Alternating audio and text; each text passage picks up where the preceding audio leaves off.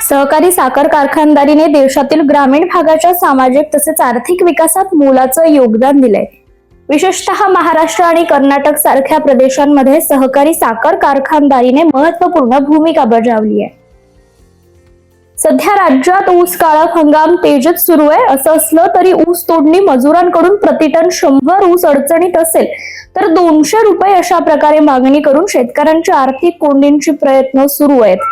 अशा स्थितीत दाद मागायची कुणाकडे असा सवाल शेतकरी उपस्थित करू लागलेत। हा प्रकार कारखाना प्रशासनाला निदर्शनास येतो, पण प्रशासन गांभीर्याने घेताना दिसत नाहीये।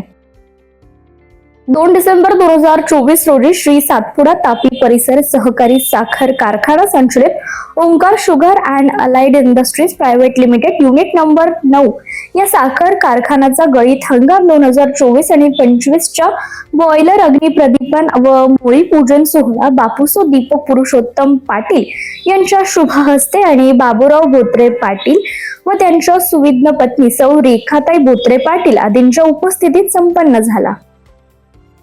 मागील वर्षी 2023 आणि 24 मध्ये झालेल्या ऊसाला 200 रुपये अंतिम बिल व यावर्षी 24 आणि 25 मध्ये गळीत होणाऱ्या ऊसाला पहिला हप्ता म्हणजे 3700 रुपये देण्याची मागणी स्वाभिमानी शेतकरी संघटनेने केली आहे। 15 दिवसात साखर कारखानदार व शेतकरी संघटना यांची बैठक घेऊन मार्ग काढावा, अन्यथा तीव्र आंदोलनाला सामोरं जावं लागेल असा इशारा जिल्हाध्यक्ष सूर्यकांत मोरे यांनी निवेदनाद्वारे क्रांती साखर कारखाना व सोनहिरा साखर कारखाना व्यवस्थापनाला दिलाय। प्रतिकूल हवामानाचा परिणाम यावर्षी जुन्नर तालुक्यातील द्राक्ष बागांवर झाल्याचं स्पष्ट झालंय। सुमारे 20% द्राक्ष बागेत घड निर्मितीच झाली नाहीये। ऑक्टोबर महिन्यात झालेल्या पावसामुळे 30% बागेतील घड जिरल्यामुळे अल्प घड निर्मिती झाली असून घडाचा आकार हा लहान आहे। भंडारा जिल्ह्यात थंडीची चाहूल लागली, अशात मात्र तूर पिकाला याचा फटका बसताना दिसून येतोय। तूर पिकाच्या पिवळ्या धम्म फुलांनी शेतशिवार फुललेले असताना ढगाळ वातावरणामुळे तुरीचा फुलोरा नष्ट होण्याची शक्यता नाकारता येत नाही। सध्या तूर पिकावर अळ्यांचा व रोगांचा प्रादुर्भाव झाला असून ढगाळ वातावरणामुळे तो पुन्हा वाढण्याची शक्यता आहे। सध्या हिवाळा असल्या कारणाने चोपडा तालुक्यातील शेतकरी कोथिंबीरचं चांगलं उत्पन्न घेताना दिसत आहे।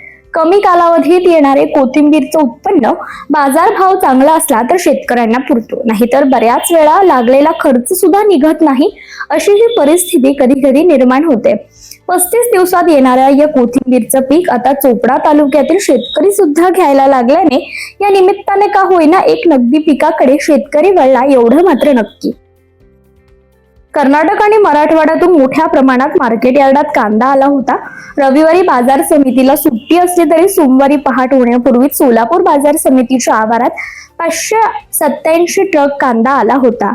58,708 क्विंटल कांद्याचा सोमवारी सकाळी लिलाव झाला। क्विंटलला किमान 500 ते किमान 7,000 रुपयांचा दर मिळाला।